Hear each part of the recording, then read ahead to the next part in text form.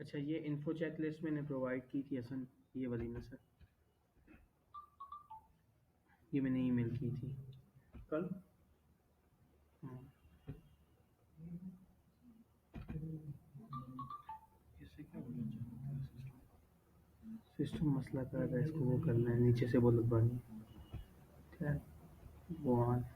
अच्छा, ये info checklist मैंने प्रोवाइड की थी, ये वाली ना, ये रिस्पॉन्सिबल पर्सन है हेल्थ एंड सेफ्टी के, देखिए ये रिस्पॉन्सिबल पर्सन हैं, फिर ये कुछ सोर्सेज हैं, ये देखो रेटिफाइड कन्वेंशंस पाकिस्तान में जो हैं, थोड़ी बहुत लाजमी नहीं है पाकिस्तान की, लेकिन हम ग्लोबल ही रहेंगे क्योंकि हम लॉस में नहीं जाना चाहते। फिर थोड़े से ये तरीके कौन कैसे कैसे आप एज वो ऊपर वाला जो जनरल डिस्क्रिप्शन में था कि हमने इंटरव्यू लिया, रिस्क असेसमेंट देखी, एक्सीडेंट रिकॉर्ड देखी, मेडिकल, उसकी सारी लिस्ट है हमारे पास। ठीक है। एक्सटर्नल सोर्सेज है, येलो HSC है, वेस्टर्न ऑस्ट्रेलिया की है, ओशा की है, ये सारे एजेड कैटेगरीज, ये अभी हम पढ़ेंगे सारी।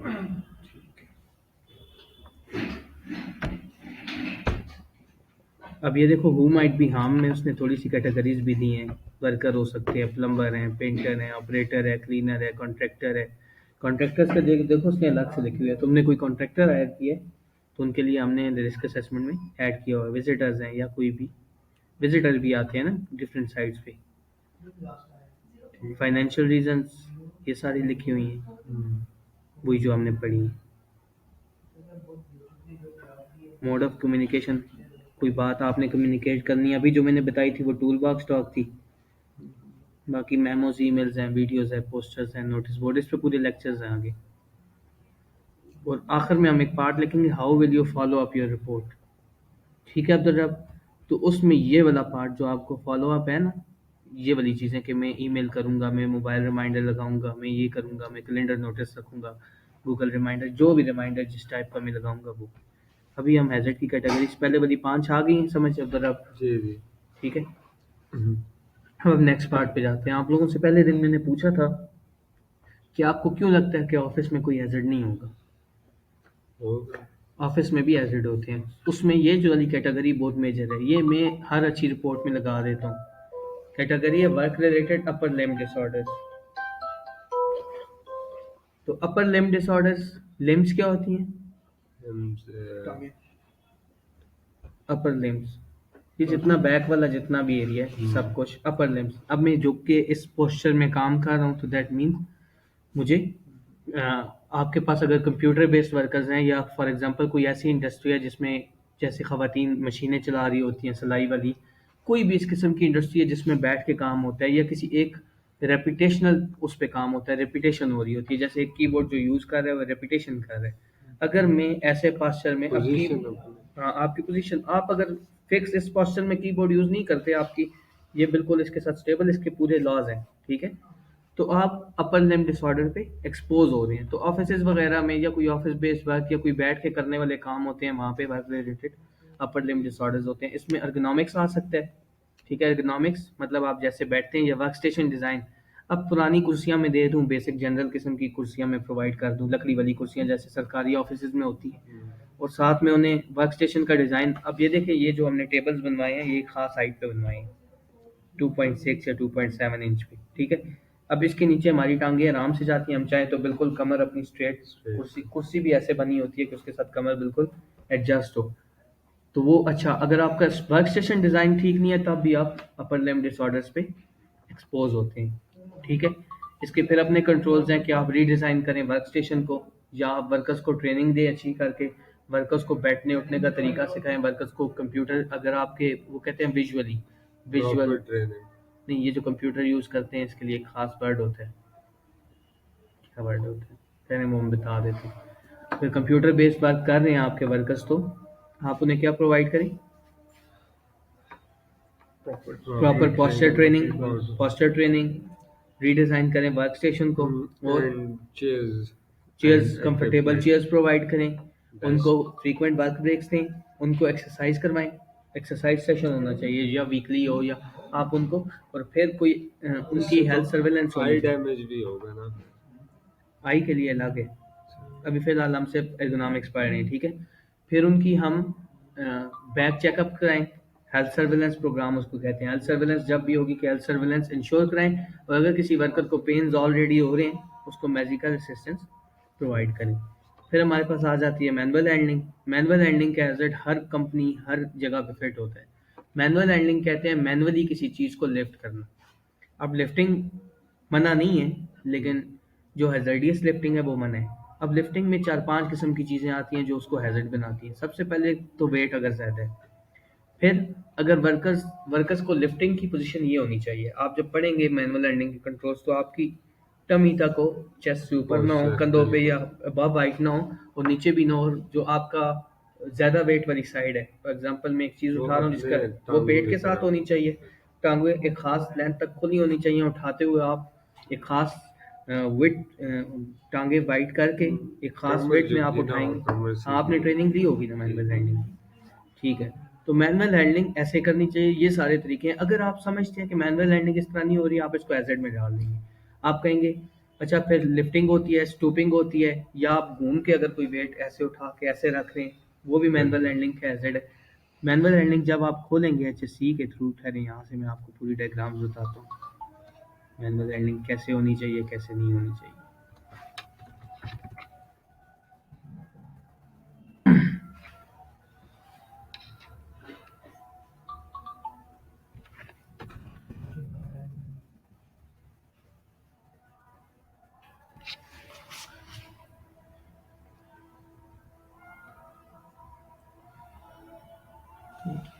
कैसे अच्छा खुलेगा?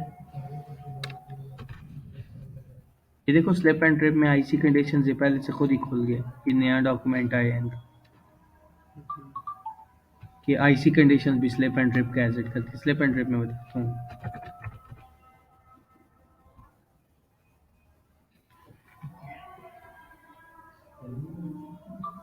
ब्रीफ गाइड ये वाला डॉक्यूमेंट, ये मोस्टली पीडीएफ डॉक्यूमेंट होता है। ठीक है, ये बहुत डिटेल्ड होता है, इसमें काफ़ी अच्छी इन्फॉर्मेशन होती है।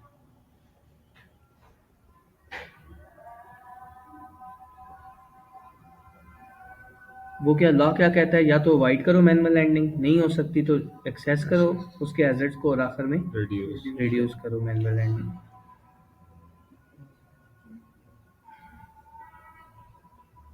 रिस्क कहाँ-कहाँ से हो सकते हैं? टास्क से हो सकते हैं, लोड से हो सकते हैं, वर्क एनवायरनमेंट से। वर्क एनवायरनमेंट से कैसे रिस्क हो सकते हैं? सीढ़ियाँ चढ़ के जा रहा है या किसी ऐसी जगह पे मैनुअल हैंडलिंग कर रहा है जहाँ पे गिरने का खतरा है। फॉर एग्जांपल पानी नीचे पूरा तालाब है, उसके पास से गुजर के जाता है, तो ये सारी चीज़ें वर्क एनवायरनमेंट। इंडिविजुअल की कैपेसिटी, ये चीज़ भी बहुत इंपॉर्टेंट है। अब एक सूखा हुआ बंदा लिया या कोई यंग लेबर ले लिया, उससे मैनुअल हैंडलिंग कराई, तो वो भी एजेडियस है। अच्छा, अगर उसकी एड आप यूज़ कर रहे हैं वो ठीक नहीं है, वो भी मसला है मैनुअल हैंडलिंग की एड। कोई इक्विपमेंट ऐसी यूज़ कर लें मैनुअल लैंडिंग के लिए, वो ठीक नहीं है, तो वो भी आपके लिए मसला कर सकती है। फॉर एग्जांपल मैनुअल हैंडलिंग से पहले चेकअप भी तो जरूरी होगा ना। वर्कर का हम्म। हेल्थ सर्वेलेंस, बिल्कुल। वर्कर जब आप मैनुअल हैंडलिंग के लिए हायर कर रहे होते हैं, आप उसकी हेल्थ चेकअप करते हैं और उसके वेट के मुताबिक उसको अब, और ये भी देखते हैं कि जो वेट है वो प्रॉपर उठाने के काबिल है कि नहीं। फॉर एग्जांपल 10 केजी है लेकिन उसकी शेप ठीक नहीं है, बहुत चौड़ा है, बहुत बड़ा है। पूरा गधा मैं 10 केजी का किसी को दे दूं, अकेला बंदा नहीं उठा सकता। अगर उठाएगा तो वो रिस्की होगा। क्यों? वो पोस्चर ऐसा अडॉप्ट करेगा। गधा मैट्रेस किसी को उठाना पड़ गया तो वो पोस्चर, उसे ग्रिप पोस्चर। करने के लिए पोस्चर ऐसा अडॉप्ट करेगा जो एसआईडीएस होगा। तो ये सारी चीज़ें बहुत इंपॉर्टेंट है। फिर हम ऐसे लोगों से, पिछले एक मैंने सिनेरियो देखा था, उसमें ये था कि नई मदर से वो मैनुअल लैंडिंग करा रही थी, तो ये चीज़ भी ठीक नहीं है। ठीक है, डिसेबिलिटी डिसेबल पर्सन को हम मैनुअल लैंडिंग में लगा दें, यार खैर है तुम थोड़ा सा कर लो, ऐसे भी नहीं हो सकता। तो इधर से ये सारे आप इधर किसी भी जगह से आप एजेड लगा सकते हैं कि ये एजेड है। मैनुअल लैंडिंग के लिए अलग से रिस्क असेसमेंट भी होती है। अब ये देखो, ये आपको वेट्स बता दें कौन सा वेट किस उस तक उठा सकते हैं मैन और वोमेन के लिए। 5 से 10 केजी हम अपने फेस हाइट तक उठा सकते हैं। 10 से 20 केजी हमें रखना होगा चेस्ट हाइट पे। और अगर बहुत ज़्यादा वेट है तो वो फिर इस साइड से ऊपर नहीं आना चाहिए, तो क्योंकि आपकी बैक बोन सपोर्ट कर रही होती है वेट को। और यहाँ से जब आप वेट उठाते हैं तो आपका बैलेंस, बॉडी बैलेंस हो जाती है ग्रेविटी के थ्रू।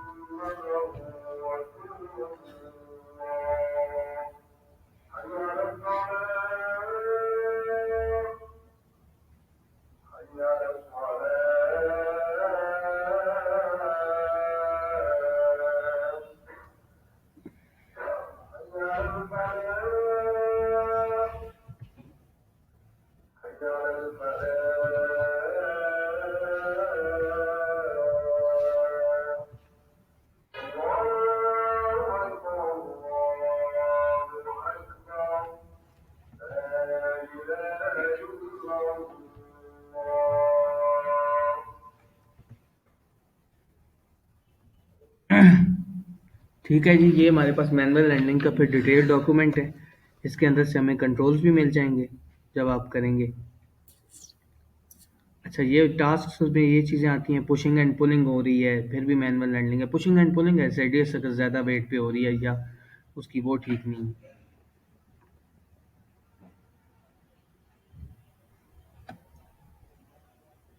चार्जर कनेक्ट करूँ? यही लगा दूँ। सेम HP लगते हैं, क्यों नहीं लगेगा? नहीं लगेगा, उसकी पेन मोटी है।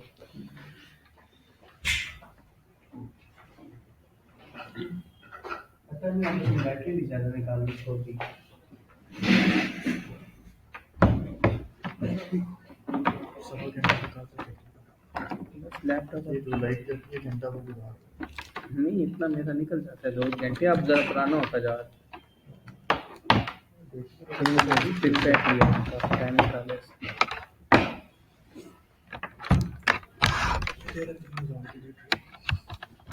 अच्छा 3 ठीक है।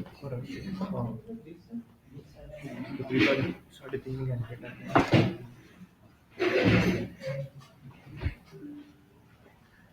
अच्छा, ये मैनुअल लैंडिंग की और चीज़ें आ गई। वर्किंग एनवायरनमेंट की बात थी, रिस्ट्रिक्शन एंड पोस्टर है, स्लिपरी फ्लोर्स हैं जो मैं कह रहा था, ह्यूमिड कंडीशंस हैं, पुअर लाइटनिंग है। तो एनवायरनमेंट भी आपकी मैनुअल लैंडिंग को रेडियस बना सकते हैं। आप ठीक वेट पे भी मैनुअल लैंडिंग करा रहे हो, लेकिन अब किसी रिस्क की जगह पे हैंडलिंग गेट से डिवाइस करेक्ट है या नहीं, मेंटेन्ड है कि नहीं। अब आप डिवाइस उठा रहे हैं, डिवाइस ही आके आपको लग जाए तो वो भी आपके लिए खतरा है। ठीक है, इससे सारे एजेड मिल जाएंगे ये डॉक्यूमेंट से। कंट्रोल्स भी इधर से ही मिल जाएंगे, वरना इसके साथ 2-4 डॉक्यूमेंट्स और आ जाएंगे। ठीक है, क्या तुम कैटेगरीज कंप्लीट हो जाए।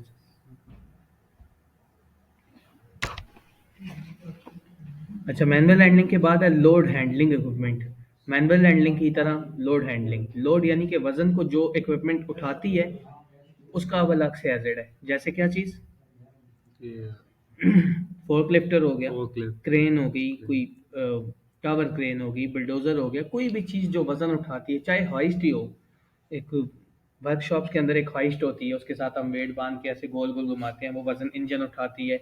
या कोई जैक जो है बड़ा, गाड़ियों के जैक जो होते हैं, गाड़ियों को कार वॉश में इधर उधर उठाते हैं, ये सब क्या है? लोड हैंडलिंग इक्विपमेंट है। हाँ, इनके अलग से एसोसिएटेड हैजर्ड्स है कि लोड, फॉर एग्जांपल जैक की मेंटेनेंस नहीं हुई, जैक फेल हो जाए, गाड़ी नीचे आके गिर जाए, ये लोड हैंडलिंग इक्विपमेंट, क्रेन जो है वो वजन लोगों के ऊपर से गुजार के जा रही है, ये भी हैजर्ड है। और वो मेंटेन नहीं है तो फिर अलग से हैजर्ड है। सिर्फ जा भी रही है ना वर्कर्स के ऊपर से, फिर भी वो हैजर्ड है। खतरा तो है ना, गिर तो सकता है, क्या पता क्या वजह हो जाए। तो हमने हर चीज़ के लोड हैंडलिंग इक्विपमेंट के हवाले से कंट्रोल्स फिर लगाने हैं। हु माइट बी हार्म्ड, आप लोगों को पता है क्या होगा, हाउ कैसे होगा। इक्विपमेंट किसी के ऊपर वजनी चीज़, कोई क्रश की पूरी ट्रॉली जा रही है, टावर क्रेन उठा के कंस्ट्रक्शन साइट पे लेके जा रही है ऊपर, उससे गिर गई या नीचे मजदूरों पे आके लगी है, जगह पे सीधा आप कहोगे workers will be crushed and they will die on the spot. Simple, ठीक है। तो लोड हैंडलिंग इक्विपमेंट के ये हैजर्ड है। हैजर्डियस सब्सटेंस में केमिकल, बायोलॉजिकल सारा आता है। उस दिन हमने ILO C 155 के आर्टिकल 16 के पार्ट 2 में जो देखा था कि वर्कर्स को केमिकल और बायोलॉजिकल हैजर्ड से भी हमने बचाना है।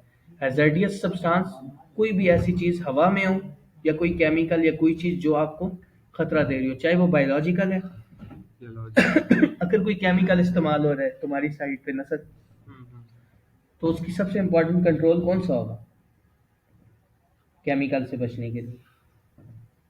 सबसे पहला कंट्रोल ये होगा कि उसके MSDS को पढ़ना लाजमी करार दिया जाए। MSDS पढ़ेंगे तो हमें पता होगा। फिर अगर PPEs है, वो PPEs लाजमी पहने।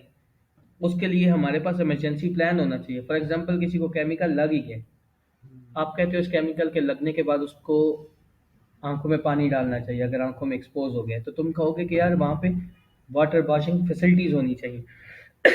और अगर कोई उसका एंटीटोड है, कोई ऐसा केमिकल है जो एज एंटीटोड यूज़ हो सकता है, उसकी अवेलेबिलिटी होनी चाहिए हमारे पास। उसकी फर्स्ट एड ट्रेनिंग होनी चाहिए वर्कर्स को। अच्छा, फर्स्ट एड को लाजमी मेंशन करना अपनी रिपोर्ट के अंदर। आज मैं तुम लोगों को 6-7 रिपोर्ट्स दे दूंगा। इस इस चीज़ से आप लोग बच जाएंगे, आपको ज़्यादा हैजर्ड्स पे ना कंट्रोल्स में नहीं थकना पड़ेगा। लेकिन साथ प्रायोरिटी ये रखना कि HSE को पहले पढ़ना। फिर बायोलॉजिकल हैजर्ड क्या हो सकता है? फॉर एग्जांपल आपकी साइट किसी गंदे पानी के पास है, उस पानी पे आप एक्सपोज हो रहे हैं, तब भी बायोलॉजिकल है। या कोविड वगैरह आया हुआ है तब भी बायोलॉजिकल है, या आप कहते हो कि वर्कर्स जो हैं बीच में कफिंग करते हुए देखे गए हैं और वो एक जगह पे बैठ के काम करते हैं, ये भी बायोलॉजिकल हैजर्ड है।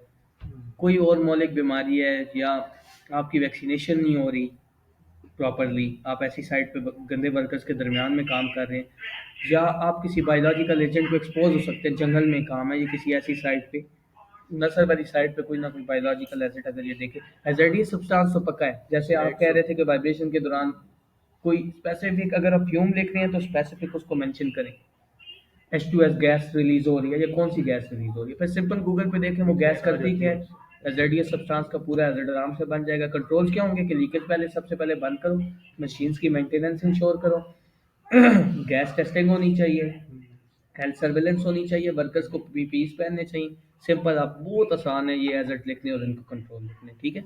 एजर्डियस सब्सटेंस आप किस साइड पे लिख रहे हो अब्दुल रब? नहीं, कंस्ट्रक्शन। कंस्ट्रक्शन पे तो सबसे बड़ा एजर्डियस सब्सटेंस सीमेंट का वो होता है, सीमेंट के। सीमेंट डस्ट, उसके अंदर सिलिका होता है, फिर जो दूसरी हवा में डस्ट होती है वो होते हैं, और अगर मशीन से कोई फ्यूम्स निकल रहे हैं वो होते हैं।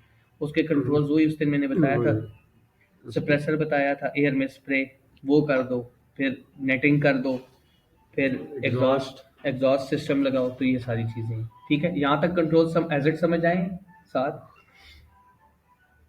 अच्छा, ये बहुत इंपॉर्टेंट है, ये सबसे पहला होना चाहिए, क्योंकि जब भी मैंने कहा था कोई कंपनी कोई साइट सेलेक्ट करती है तो उसकी पहली जिम्मेदारी होती है हेल्थ फैसिलिटीज, वेलफेयर फैसिलिटीज उनको प्रोवाइड करना।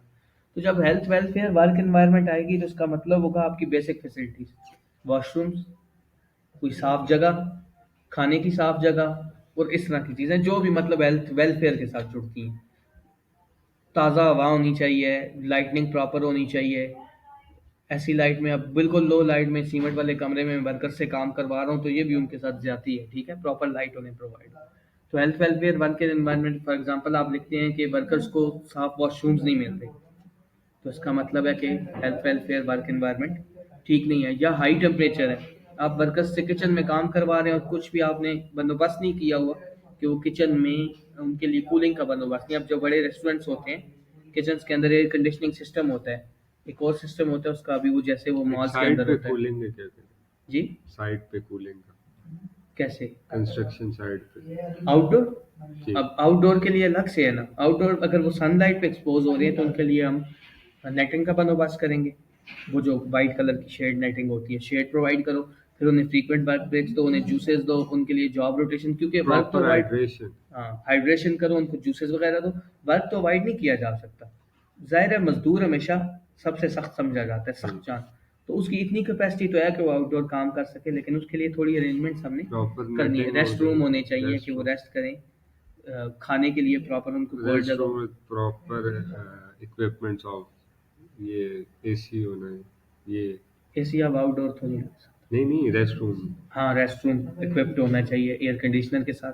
फिर हम उन्हें कपड़े ऐसे दे सकते हैं जिनके थ्रू कूलिंग हो, पानी उनके लिए हर टाइम अवेलेबल हो, बाथिंग फैसिलिटीज़ हों, वेलफेयर फैसिलिटीज़ उनको अच्छी दें।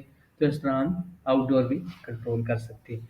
तो इसमें एनवायरनमेंट में क्या क्या चीज़ें आती हैं, टेम्परेचर वगैरह आ जाता है, वो ठंडी जगह भी काम करा रहे हैं वो भी उनके साथ गलत है, कपड़े दिए बगैर, ठीक है, काम तो करवाना पड़ जाता है अक्सर। पानी के पास है तो वो भी चीज़, उसके लिए भी हमें health welfare work environment ensure, किसी नाले के पास ऐसी जगह काम नहीं होना चाहिए। वर्किंग एट हाइट एक बहुत इंपॉर्टेंट एजेट है, हर जगह अप्लाई होता है, हर साइट पे। आपकी साइट किधर है नासिर? मेरी रशवा नहीं, पानी के पास है, सराह में किधर है? सराय है, बैठ लैंड। चलें, अब आप जगह बनाएंगे, आप फॉर एग्जांपल कहते हो कि रेक्स की मेंटेनेंस के लिए वर्कर्स जो हाइट पे जाते हैं वो प्रॉपर पीपीईज पहन के काम नहीं करते तो वो गिर सकते हैं। कंस्ट्रक्शन साइट पे तो एज ही एज है, स्कैफोल्डिंग वर्क पे एज है, स्कैफोल्डिंग पे अगर आपकी गार्ड रेल्स नहीं है एज है, पीपीईज प्रोवाइडेड नहीं है एज है, पीपीईज वर्कर्स पहन नहीं रहे एज है, या कोई पानी के पास तालाब के पास काम कर रहा है, ये वर्क है टाइट है, या किसी किसी जगह जहां आपको लगता है कि 2-3 फीट से हाइट ऊपर चली गई इसका है, फोल्डिंग का। हाँ, उसको आप एजेट बनाओ और साथ रीजन लिखो कि एजेट क्यों आप कह रहे हैं। वर्कर्स ग्रिल्स इंस्टॉल कर रहे हैं, वेल्डर्स का लिख लो, वेल्डर्स ग्रिल्स इंस्टॉल कर रहे हैं खिड़कियों की, और वो जिस प्लेटफॉर्म पे खड़े हैं ड्रम्स पे खड़े होके कर रहे हैं, वो एजेड है। प्लैंक बोर्ड्स ठीक नहीं है, एजेड है। मेंटेनेंस वर्क है, या किसी जगह से वर्कर्स चल के जा रहे हैं आते जाते, उसके साथ आपको कोई खड़ा या वो नजर आ रहा है, एजेड है। हाइट पे कुछ भी चीज़ आ सकती है, ये छोटे-छोटे वर्क एट हाइट के बहुत ज़्यादा कंट्रोल्स हैं। अच्छा, इसके अंदर परमिट टू वर्क सिस्टम भी अक्सर आ जाता है, जहाँ पे जैसे अब नस्र वाली साइट है, अक्सर मेंटेनेंस के लिए ऊपर जाना पड़ता है, तो उधर परमिट टू वर्क सिस्टम होना चाहिए। परमिट का मैंने इंग्लिश पे जो जाता है ऊपर बंदा हाँ, वो आप लिख लोगे कोई भी जो आपको समझ आएगा अपनी साइड से, ठीक है। वर्क एट हाइट हो गया। उसके बाद कन्फाइंड स्पेस। कन्फाइंड स्पेस आपको अच्छी तरह आता है, आपने कंट्रोल्स लिखी हैं। कन्फाइंड स्पेस कोई भी ऐसी तंग जगह जहाँ पे आपको लगे कि ऑक्सीजन कम है। डेप्थ कितनी होनी चाहिए उसकी अब्दुल्ला? 1.2 मीटर नहीं, डेप्थ तो उसकी 8 1.2 मीटर में ख्याल से। 1.2 मीटर से अगर आप डाउन जाएंगे, नहीं, डाउन तो उसकी स्टार्ट हो सकती 0.2 से भी। अच्छा, बस जहाँ पे भी आप किसी ऐसी जगह काम करने जा रहे हैं जो तंग जगह है और जहाँ पे ऑक्सीजन कम, फॉर एग्जांपल बड़े बड़े टैंक है या ऑयल रिग्स में किसी नीचे वाले एनवायरनमेंट में, खड्डों में, या वो तो सर ने कहा था कि हम एक बार पाइप के अंदर भी गए थे, अच्छा, वो उसमें भी कन्फाइंड स्पेस बहुत आ बहुत जाती डीप जाते हैं ऑयल रिग्स है। में, तो बहुत ज़्यादा अक्सर वर्कर्स को बहुत डीप भी जाना पड़ता है, जो अच्छी ऑयल रिग्स होती हैं ना, ऐसी जगहों पे काम। तो किसी भी तंग जगह पे आपको जहाँ पे काम करना पड़ रहा है और वहाँ पे ऑक्सीजन की कमी हो सकती है, क्योंकि लाजमी तो नहीं है सारे वर्कर्स इक्वली हेल्दी हों। ऑक्सीजन की कमी के साथ हीट हीट हीट की गैसेस का एक्सपोजर हो सकता है वहाँ पे। हैजर्ड तो आप ये लिख सकते हो कि वहाँ पे गैसेस की अवेलेबिलिटी, फॉर एग्जांपल कोई अगर किसी किस्म की गटर क्लीनिंग हो रही है, वहाँ पे गैसेस हो सकती हैं डिफरेंट किस्म की जो धमाका कर H2S। सकती हैं। लोग मरे भी हैं ऐसे धमाकों से, या जैसे ये ऑयल रिग्स वगैरह हैं, वहाँ पे गैसेस अवेलेबल हो सकती हैं अंडरग्राउंड, अगर कहीं पे आपके वर्कर्स जा रहे हैं।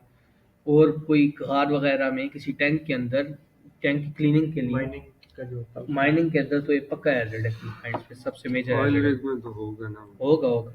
यूपी जो वो लगाते हैं ब्लॉक प्रिवेंटर उसमें उसमें तो टेस्टर्स भी चाहिए अब होंगे इसके साथ अपने में। कंट्रोल्स हैं। इसके कंट्रोल्स ये हैं कि सबसे पहले आप गैस टेस्टिंग करें, फिर आप सबसे उससे भी पहले आप वहाँ पे सफिशिएंट वेंटिलेशन इंश्योर करें कि आप फैन या कोई ऐसा पाइप या कोई सिस्टम लगाएं कि वेंटिलेशन वहाँ पे प्रॉपर हो।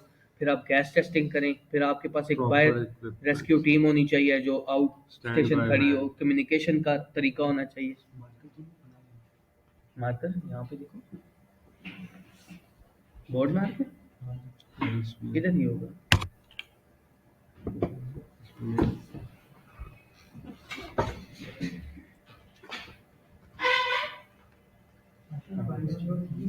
ठीक है। फिर आपके पास एक रेस्क्यू टीम होनी चाहिए। कन्फाइंड स्पेस के प्रिकॉशंस अपने हैं। इसके लिए फिर प्रॉपर आपके पास वॉकी टॉकी वगैरह या जो भी उनको दे दो किसी तरह बाहर से, या तो कन्फाइंड स्पेस ऐसी हो कि जो बाहर से नज़र आती हो, अगर नज़र नहीं आ रही तो फिर आजकल तो लेटेस्ट टेक्नोलॉजी, आप कहें कि यार कन्फाइंड स्पेस में जो बंदे जा रहे हैं उनके पास साथ वायरलेस कैमराज अटैच होने चाहिए, जिसको मॉनिटर करने के लिए बाहर से बंदा, सबसे अच्छी कम्युनिकेशन, इजी कम्युनिकेशन ये है मौजूदा दौर में। और फिर स्काबा, स्काबा एक डिवाइस होती है, वो अब आप बताओ क्या? Self containing breathing breathing operators. apparatus होता है, ठीक है। स्काबा आप उनको प्रोवाइड करें अगर जो डाउन, और आपके पास एक्स्ट्रा एक ब्रीथिंग सिलेंडर होना चाहिए, अगर किसी को इमरजेंसी हो जाए उस दौरान वो यूज़ कर वो सके। तो साथ पीछे से अटैच होता है मशीन के साथ, अगर मेरी जब ज़्यादा। मोबाइल होती है मशीन, एवेकुएशन प्लान होना चाहिए आपके पास। तो ये सारे कन्फाइंड स्पेस के कंट्रोल्स हैं। इन्होंने वो प्रैक्टिकल सारी ट्रेनिंग की हुई है शाह साहब के पास, तो इन्हें ज़्यादा अच्छी जाते हैं। लोन वर्किंग, आप किसी भी वर्कर को अकेले नहीं छोड़ते, खास तौर पे ऐसी साइट्स पे जहाँ पे बहुत बड़ा खतरा होता है। फॉर एग्जांपल कोई गार्ड ही रात को अकेले काम कर रहा है, बाहर जानवरों का खतरा है, किसी के अटैक का खतरा है, किसी भी चीज़ का, तो वो लोन वर्किंग है। कोई लिफ्ट के अंदर अकेले काम कर रहा है, या वाइल्ड पे सेवरल साइट्स होंगी जहाँ पे अकेला वर्कर, तो आप ये लिखोगे एजेंट में कि worker works alone in night shift, day shift, in that area, this area.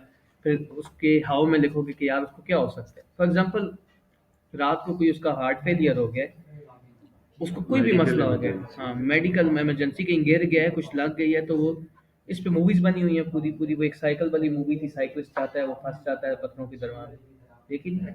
Grand canyon में जो ये जाता मूवी नहीं यार, वो सराह में जा रहा वो होता टांग है, ग्रैंड कटती, कैनियन में उसकी टांग फंस जाती टांग है, टांग फंस फंस काट के जाती उसको है। निकालते टांग हैं। काट। वो क्यों बेचारा उधर फंसता है?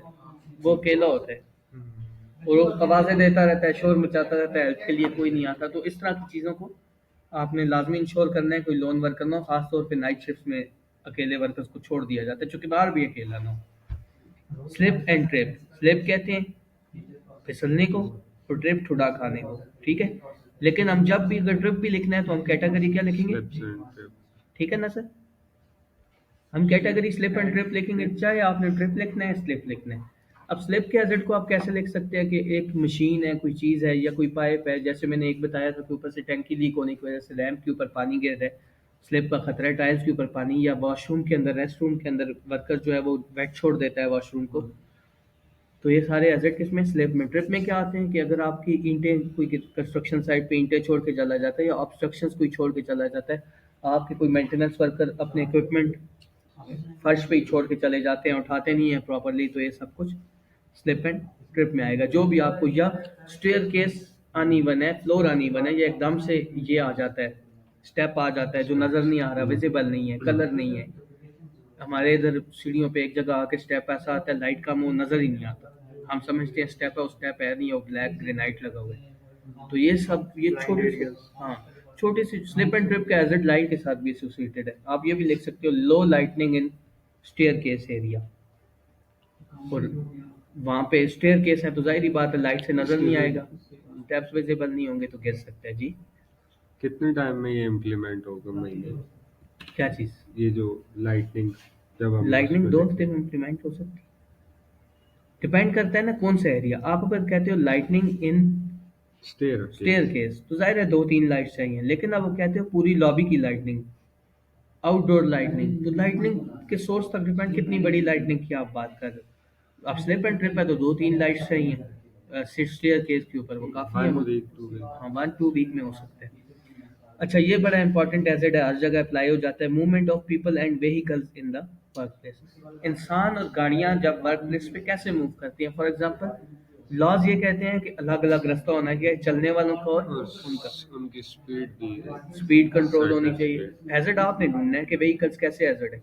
व्हीकल्स में फोर्कलिफ्ट वगैरह भी आ सकते हैं। आप कहो कि यार फोर्कलिफ्ट जो है स्पीड में जा रहे हैं, या उनका विजन क्लियर नहीं है, रास्ता तंग है, वर्कर्स भी वहां से, टर्न्स पे हाँ, ज्यादा स्टीप टर्न्स है, वहां से मूव। और बड़ी गाड़ियां खासतौर पे कंस्ट्रक्शन साइट पे रिवर्सिंग के दौरान तुम कह सकते हो कि ड्राइवर्स का फोकस नहीं होता, तो पीछे मजदूर गुजर रहे होते हैं, नियर मिसेस भी रिपोर्ट हुए हैं। ये पिछले सिनेरियो में भी है, जो लास्ट पेपर हुआ है ना, इसमें फार्मेसी वाला सिनेरियो है, जरा देखना, उसमें एक्सीडेंट हुआ ही इस वजह से। जो लोडिंग की गाड़ियां आती थी, डिस्ट्रीब्यूशन कंपनी होती है ना, लोडिंग की गाड़ियां आती थी, रिवर्स के दौरान अक्सर वर्कर्स को मार जाती थी।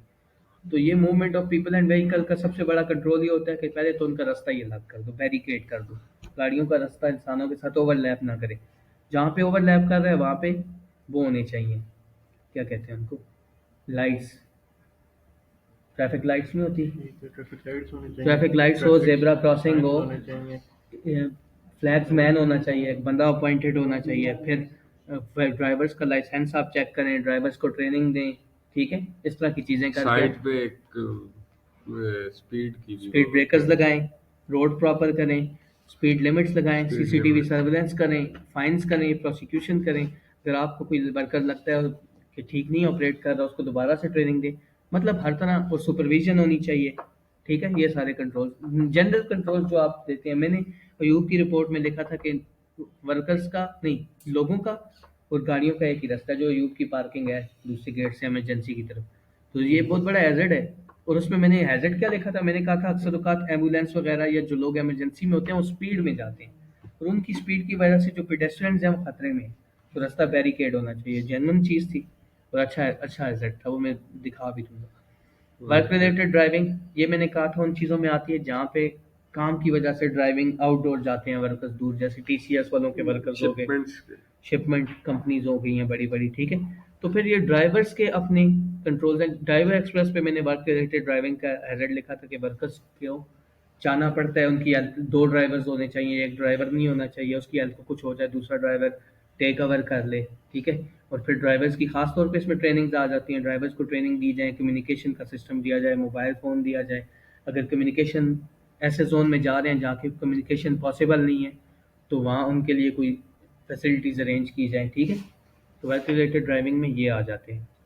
वर्क इक्विपमेंट एंड मशीनरी, वो नसर जो मैं आपको कह रहा था, इक्विपमेंट और मशीनरी, ख़ास तौर पर आपके कपड़े अगर फंस जाएँ, टैंगलिंग टैंगलिंग जिसे हम कहते हैं, वो कन्वेयर बेल्ट वगैरह ऐसी चीज़ है जिसमें आपके कपड़े फंसने का खतरा है।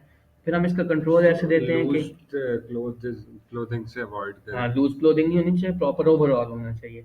टैंगलिंग हो सकती है, या कोई पार्ट टूट के आपको लग सकता है, गार्डेड नहीं है, फॉर एग्जांपल ये ग्राइंडर हमारे जो होते हैं या टाइल कटर, ये गार्डेड नहीं होते। ये आगे का मजदूर गार्ड हो भी तो उतार देते हैं कि यार टाइल सही तरह नहीं या काट रहे। उसमें ड्रिलर में वो एक साथ सपोर्ट के लिए जो होता है, जो वाइब्रेशन उनकी करता है, साथ हैंडल जो होता है, हैंडल होता है, वो भी उतार देते हैं। हाँ वो भी तो उतार वो भी देते हैं। हैजर्ड्स होता है। तो ये सारी चीजें वर्क इक्विपमेंट का, ब्लेड टूट के लग सकता है या वर्कर का हाथ ब्लेड में आ सकता है, ये खासतौर पे जो लकड़ी काट रहे होते हैं। हेलो,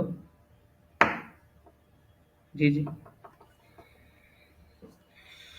कार्ड का अभी उसने जवाब नहीं दिया, वो फिर बता देगा। बताए, मैं बताता हूँ।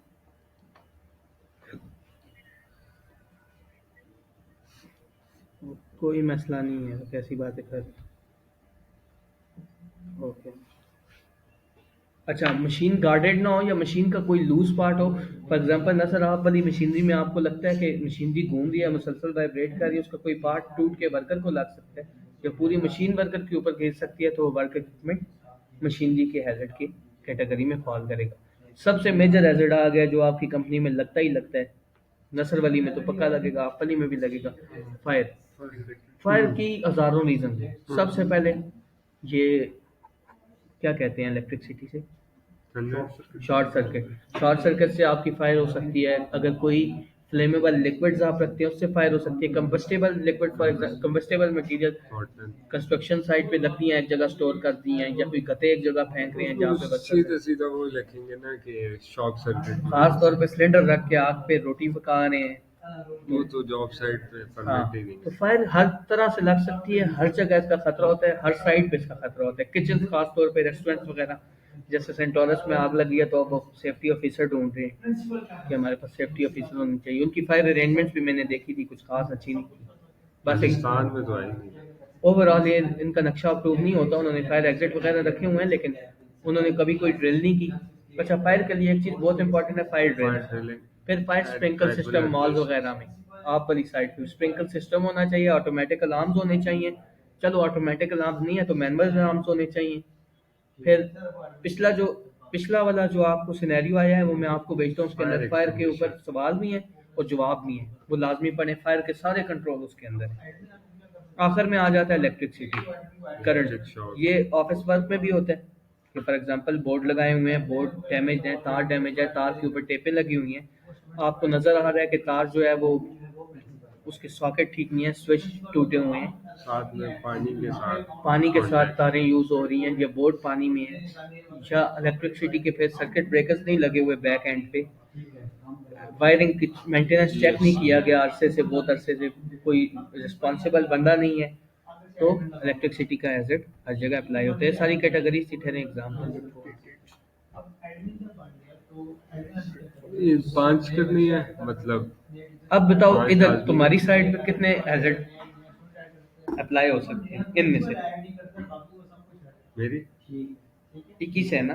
21 है तो 15 तो अभी नजर आ आराम रहे से हैं। होते हैं, 15 ऐसी बात है ना सर। तो हमें क्या जरूरत है हम रेपुटेशन करें उसकी हैजर्ड्स की, हम उसको ये मौका भी नहीं देंगे। हम सारे अलग अलग हैजर्ड लिख देंगे। अब स्लिप एंड ट्रिप 2 बार लिखते ही नहीं, हम एक ही स्लिप एंड ट्रिप लिख देंगे, ठीक है। तो हम 10 नहीं, 11 हैजर्ड लिखेंगे, 11 के 11 डिफरेंट लिखेंगे और जनरल है, वही बात है। कुछ कोई भी चीज़ कॉम्प्लिकेटेड नहीं है। कंट्रोल्स ठीक करना मेरा काम है आपके फायर साथ, मैं वर्क आपको करके दूंगा। इक्विपमेंट हेल्थ अल्हम्दुलिल्लाह पिछले 3 बार से मेरे रिपोर्ट 100% रिजल्ट है। जो रिपोर्ट मेरे हाथ से गुजरी है वो 100% है। आगे अल्लाह मालिक है, हो सकता है कुछ पता नहीं चल रहा हालात का, लेकिन सबसे ज़्यादा इन 3 बैचेस में दुनिया की रिपोर्टें फेल हुई हैं कि नबोश ने बहुत सख्ती कर दी।